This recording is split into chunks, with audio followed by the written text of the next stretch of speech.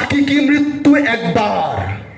এই হাকিকি মৃত্যু যখন একবার গ্রহণ করা হবে, তখন পরের জন্ম আপনার ইচ্ছাকৃত।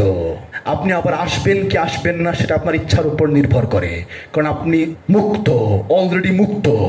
আপনি আপনার ইচ্ছার অধীন স্বাধীনতা ভোগ করবেন, এখন পরিপূর্ণ স্বাধীন, কারণ আপনি আপনার পরাধীন ভাবকে গুরুর পায়ে সমর্পণ করেছেন।